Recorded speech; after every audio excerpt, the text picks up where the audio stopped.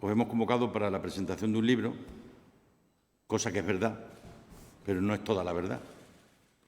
En el año 1946, la revista Life, el 16 de diciembre del 46, que tiene en portada a la actriz americana Teresa Wright, en la página 43 de esta revista viene una noticia que dice: los mexicanos encuentran los huesos perdidos de Cortés.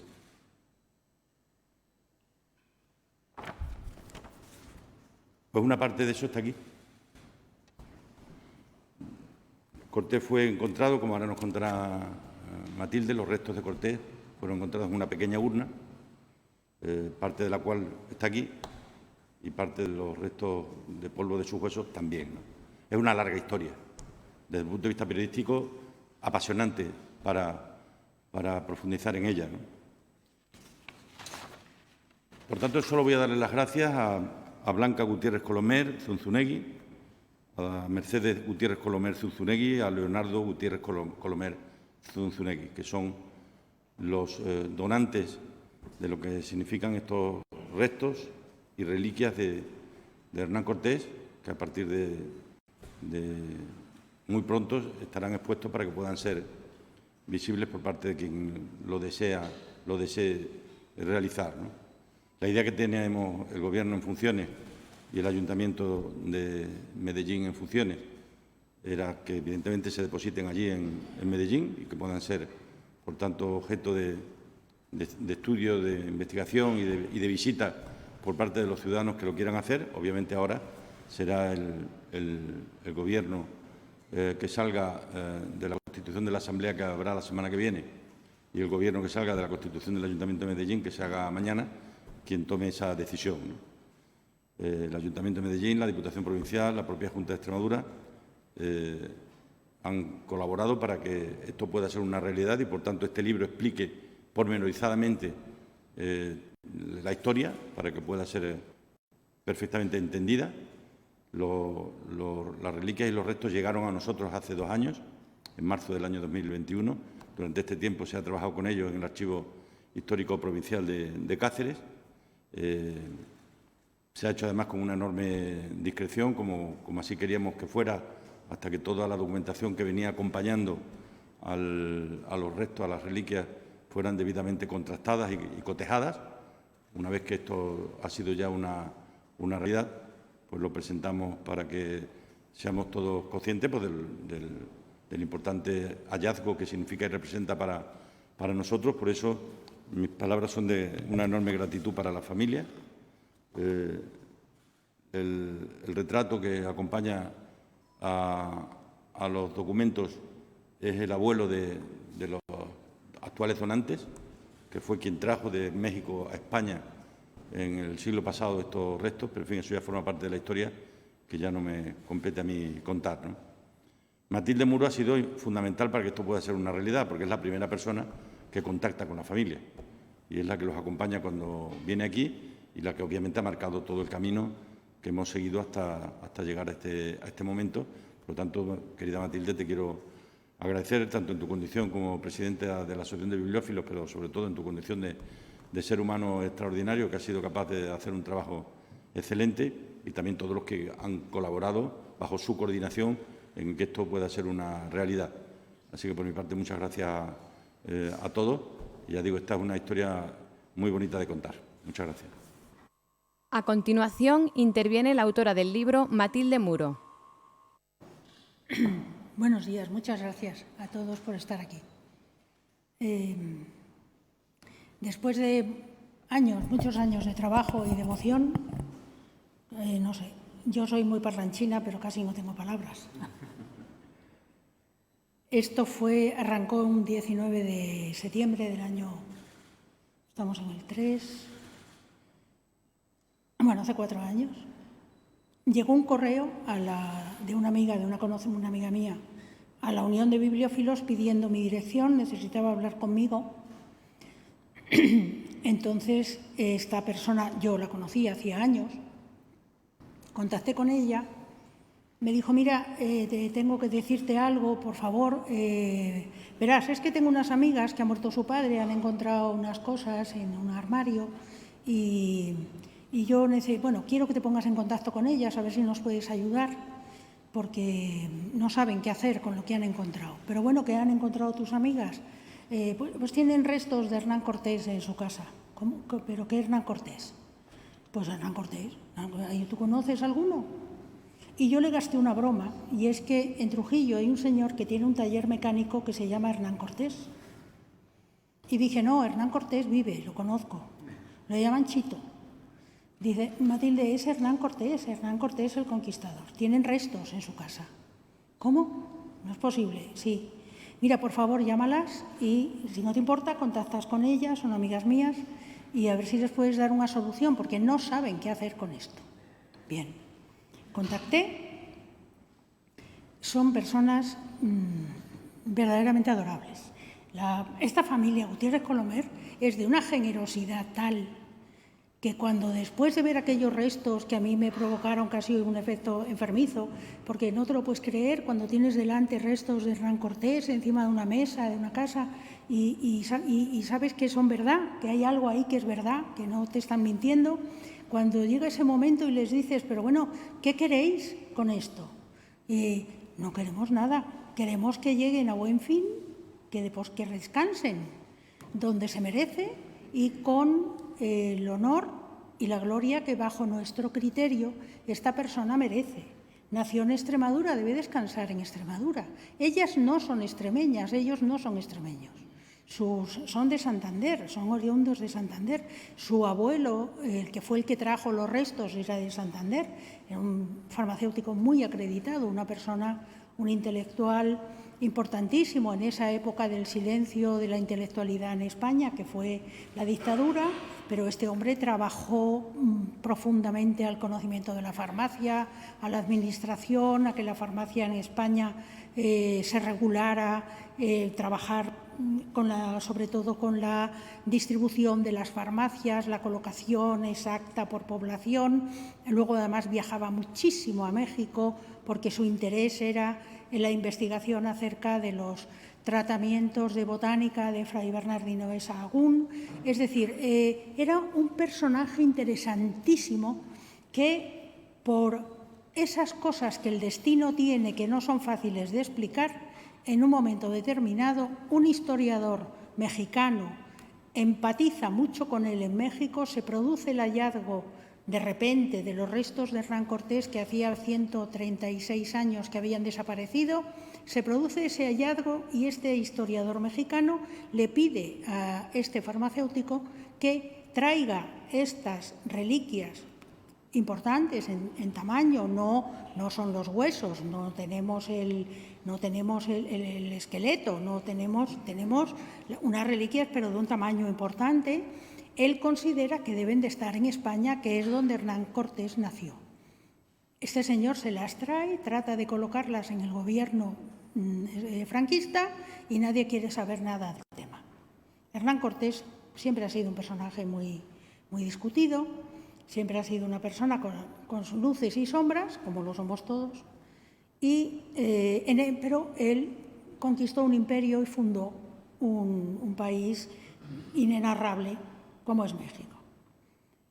En este momento, yo lo primero que pensé es que el único sitio al que se podían entregar estas reliquias era la Junta de Extremadura.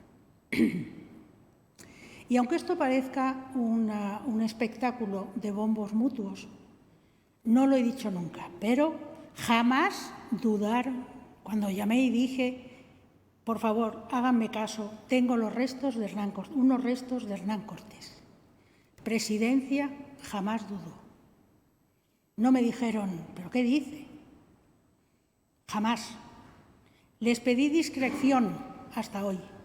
Nadie lo ha sabido. 4 años hemos estado trabajando con el apoyo siempre de Presidencia. Jamás me han dicho para atrás, para adelante, corre, vuela, haz lo que sea. Jamás. Siempre han confiado en nosotros. Siempre han confiado en la Unión de Bibliófilos. Nadie nos ha dicho a ver qué está pasando. Solo nos han dicho cómo va. Jamás. Y eso no tiene palabras de agradecimiento posibles. No puedo dejar de agradecer también a Agustín Vivas, catedrático de Biblioteconomía de la Universidad de Extremadura, que ha hecho la parte documental importantísima del libro, donde con su conocimiento, Agustín está aquí con nosotros, con el estudio profundísimo de todos los documentos que además de las reliquias se aportaron para la fiabilidad de las reliquias, ha hecho el estudio profundísimo de todos esos documentos para acreditar la fiabilidad. Y quiero agradecer también a Juan Manuel Corrales Calvo, que no está entre nosotros, director del Museo Barroco de Puebla, México. Le pedí la colaboración para que México estuviera con nosotros, para que no haya duda alguna de que esto se trata de un simple hallazgo, de unas reliquias de un personaje que no es ni blanco ni negro, ni rojo ni azul, ni verde ni amarillo. Fue un personaje histórico, es un personaje histórico que ha marcado el devenir de la historia de muchos millones de personas, y Juan Manuel Corrales nos ha trazado un perfil de cómo era el México en el que aparecieron estos restos en 1946, cómo es el México de ahora y cuál es la visión que en México había y hay de la figura de Hernán Cortés y de los sucesivos enterramientos que tuvo. Hoy es un día, se lo decía a los amigos ahora cuando nos hemos visto, yo estoy un poco hoy viuda de Hernán Cortés. He estado 4 años trabajando con él, pensando en él, en sus restos, en los hallazgos, en cómo se podía arbitrar la presencia de él entre nosotros, la importancia que yo creo que para Extremadura tiene que haya reliquias de Hernán Cortés puestas a la contemplación y casi a la devoción de tantos miles de personas como son seguidores, los cortesianos de la figura de Hernán Cortés, la importancia que esto tiene y la dignidad que para Extremadura supone recibir en su casa de nuevo a Hernán Cortés, que salió para fundar un imperio y ha vuelto a descansar. Les agradezco mucho su presencia y cualquier pregunta. Estamos aquí.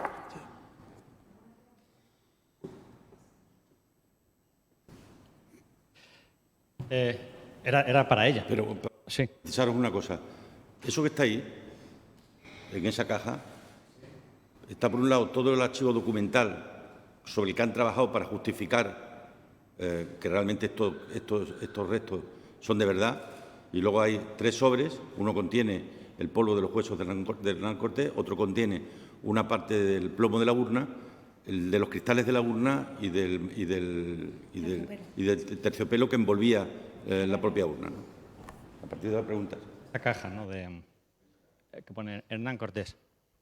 Sí, le quería preguntar, entonces, ¿desde cuándo lleva Hernán Cortés en España? No me ha quedado claro. ¿Ha estado en Santander? No. Don Leonardo Gutiérrez Colomer tenía farmacia en Madrid, en la calle del León. Entonces él viajaba, él nació en Santander, pero viajaba desde Madrid a México constantemente, por trabajo profesional suyo. Estos restos están en España desde noviembre de 1947. Él intenta depositarlos en el Gobierno español. Ahí están todas las cartas que le escribe al ministro de Asuntos Exteriores, al director del Instituto de Cultura Hispánica, de nuevo al ministro, de nuevo a un abogado, se mueve, pide por favor depositar los restos en manos del Gobierno español. Nadie le hace caso y el último documento en el que él, yo creo que se rinde, levanta la bandera blanca y dice yo me rindo de esto, pasaron 20 años.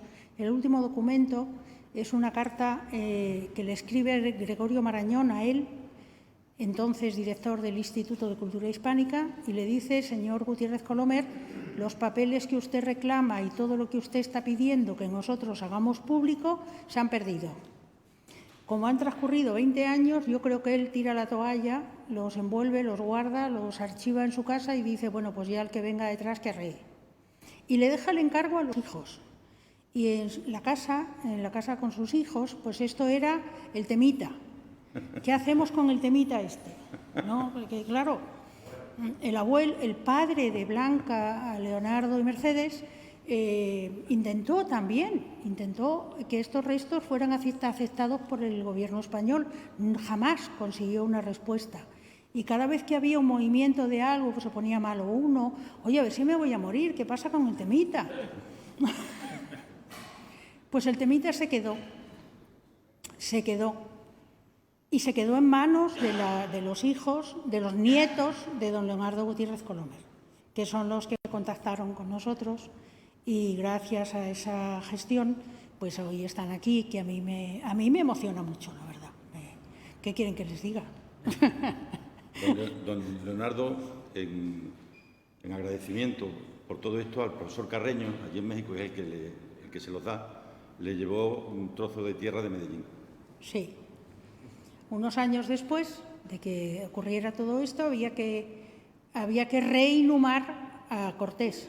Cortés apareció, los restos de Hernán Cortés aparecieron en noviembre de 1946. Los sometieron a estudios forenses, antropológicos, de toda clase, en el Hospital de Jesús, todos aquellos restos, y tardaron 6 meses en volverlos a reinhumar. Entonces, por la amistad que había entre Carreño y el doctor Gutiérrez Colomer, se decide que tiene que ser reinhumado otra vez, ahora está en el Hospital de Jesús, con una lápida que cubre su tumba, que es esa lápida, que el Archivo Histórico de Cáceres, Esperanza, han construido esta caja de conservación para que nada se deteriore, y han reproducido en la tapa de la caja la lápida que cubre los restos de Hernán Cortés en el Hospital de Jesús en México. Y esa lápida cubre, además, tierra de Medellín que fue enviada por el Colegio de Farmacéuticos de Badajoz en una bolsita, se la llevó don Leonardo, que viajaba constantemente a México, y tierra de Medellín está depositada junto con los restos de Hernán Cortés en el Hospital de Jesús. Es una historia muy fascinante porque al medio hay intervenciones del Colegio de Farmacéuticos de Badajoz, telegramas, cómo se lleva la tierra, si esta me parece bien, la otra no. Don Leonardo se le ocurre criticar a los farmacéuticos de Badajoz y dice que son peores que los de Cáceres, o sea, ya no se puede ser más liberal. Entonces, la historia está trufada de una serie de acontecimientos que me van a permitir la broma, pero la broma que es real es, hasta el último momento, hemos tenido acontecimientos históricos verdaderamente alucinantes. Cuando se hizo la entrega de los restos en el mes de octubre del año 2002 a Presidencia, 2001, a Presidencia, octubre del 2001, en aquel acto de entrega de todo, se tomó la determinación de que tenían que descansar en el Archivo Histórico de Cáceres, Palacio de Moctezuma. Y la persona que los iba a llevar a que allí descansaran, secretario general de Cultura, que está aquí presente, don Pedro Alvarado, descendiente directo del capitán Alvarado de Hernán Cortés. Es decir, cuando me preguntan cómo han llegado aquí los restos, pues yo lo encuentro muy natural, porque visto lo que ocurre en medio, aparte y a continuación de el hallazgo de estos restos, es muy natural. ¿Cómo no van a estar aquí? ¿Dónde van a estar? ¿En qué mejor sitio? Bajo la protección de su capitán, don Pedro Alvarado, y durmiendo en el Palacio de Moctezuma. Es el mejor sitio para Hernán Cortés hasta que vaya a dormir donde nació.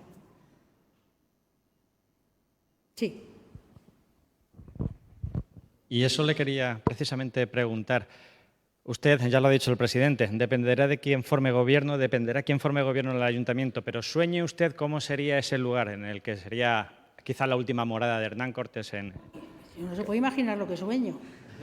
No se lo puede imaginar. Escríbanos cómo le gustaría que fuese ese lugar.